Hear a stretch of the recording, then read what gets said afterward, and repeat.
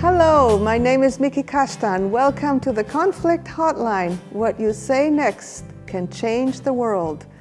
In the studio with me are Itzel and Newt, and together we're going to work with role plays from you and from our vast experience of situations in life, such as this one that we call "What's the Big Deal?" between Christina and Mario.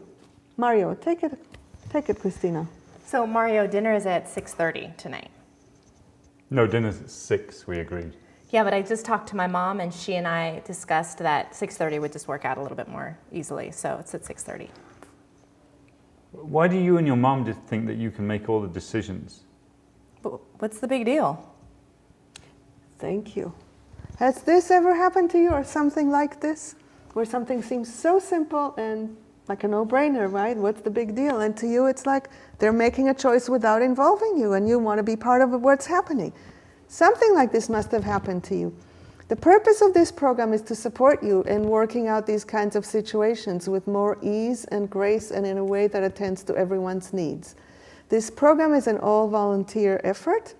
The cast and some of the crew are affiliated with Bay Area Nonviolent Communication, and the rest of the crew is affiliated with Berkeley Community Media, which is also hosting the show. This is a call-in program, and we invite you to call in and participate. Give us your conflicts and situations, and we will happily play them, won't we? So the number to call is 510-433-0700. And if you're not sure what to call about, let us give you some ideas. You may have a conflict with your partner or spouse, or you may have a conflict with someone else that you live with, maybe a roommate. Or you might have a conflict at work, maybe something with your boss or your coworker, or you might have a conflict with someone in your family or a loved one. Or you may have a conflict with a neighbor, a friend, a stranger, or even a conflict inside yourself. Whatever it is, you can call us and we'll help you work it out. Let's see, would you like to experiment with how what you say next can change the situation? Sure. So let's take it from the top. Okay. So dinner is at 6:30 tonight. No, it's at 6, we agreed, 6. No, I just talked to my mom and she and I agreed that 6:30 would just be easier for both of us. What? You and your mother just think that you can change things at will without consulting me. What is that about? Wow, I sense that maybe you're a little bit frustrated about the uncertainty or like an inability to plan, or. Yeah, and about getting to actually have some choice about my own life and about when things happen and what happens. So I want to pause for a second and see what happened, because what you did was dramatically different. It's like you jumped over. Probably you wanted to defend yourself like you did the previous time, like, what is the big deal? But you so gracefully skipped over that and went straight to trying to understand him. What helped you do that? Well, I think what I did was try to stay, rather than go to the defensive,ness, is stick with my surprise, because that was my initial reaction. I was really surprised because I didn't think it was anything important or significant. Mm-hmm. So I tried to just stay connected with that. And that helped you keep focused on him. Mm-hmm. So then you could see that clearly you had a reaction, and then you were curious, trying to understand what it is. Right. Uh-huh. And for you, what was it like to have her respond in this way instead of defending herself? Well, I'm still pretty fired up, but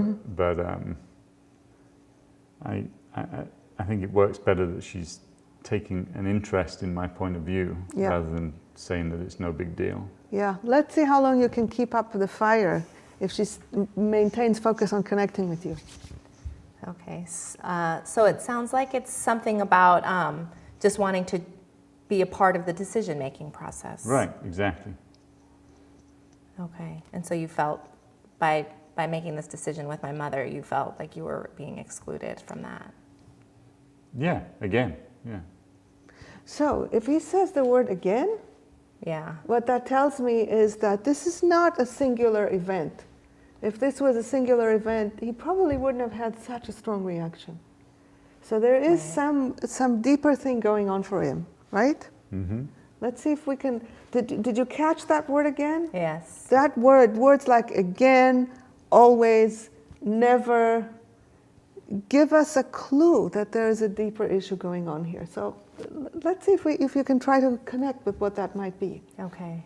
And remember to put it in the positive language in Okay. terms of what he wants, Right. rather than in terms of what he's not getting. So when you said previously you felt excluded, that reaffirms that something wrong is happening, instead of focusing on what is it that he wants, which is where the freedom and the liberation come from. Okay. So if he says again, what is it that he wants?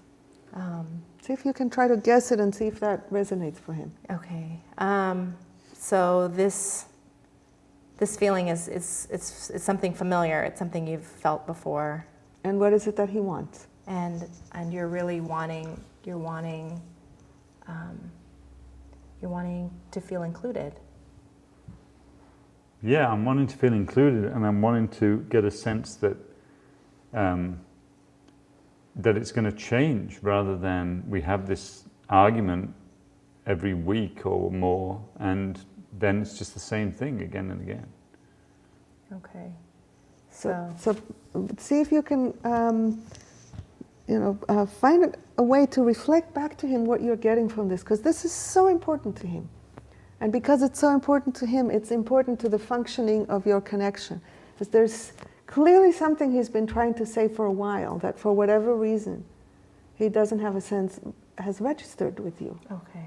What is it that he's been trying to say? What are you hearing there? Well, I'm hearing that he wants to be included, and that it's so painful that he keeps bringing it up. It sounds like in his way, and I guess I'm not getting that. So it's not just that he wants to be included; he wants to be heard about Right. how important that is for him. Right. Check that out with him and see if this resonates for him, Okay. because that will help him. Anytime we feel really heard about what's happening, something changes.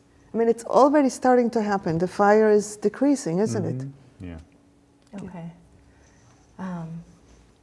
So it sounds like this is something that you've experienced before, and you're really wanting to be heard, that this is important to you. That would be good, yes. Thank you. Okay. And doesn't it feel nice to get it? Yeah, it does. Yeah. It's like, oh, okay, that makes sense. Then Sure. there's a togetherness that comes from that. It's not just for him that you're doing it. It creates something between you that is sweeter. Yeah. And then let's not forget that you also want to express yourself. Right. So do you think he's ready to hear you? I think so. It seems like it. So I would check it out with him, Okay. because you never know. I mean, you can try, but if you try expressing yourself and the person isn't really fully ready for it, then he can be what some people call re-unheard. Oh. Okay. And then it requires reconnecting. But if you check first, then either you find out that he's not ready, or there is more of a readiness just by being checked with. So check with him if he's ready to hear you. Okay. What do you think about me starting with checking to see if he feels like I got? Great. Okay. Yeah. So do you have a sense that I have a little bit more understanding of what's going on for you with respect to this? Sounds like it, yeah. I mean, I'm not sure if anything's going to change, but I think you're understanding what I'm saying. Okay. And would you be willing to hear my experience about this? Okay. Do you trust that okay? I don't know. He seemed a little bit hesitant. Okay, that hesitance tells me that he doesn't have himself fully available. Okay. There isn't like a real resting place inside on which he can stand to hear you. Yeah. So I would ask him, like, I heard a little bit of hesitance in your voice. Is it that you're afraid of what might come out of my mouth?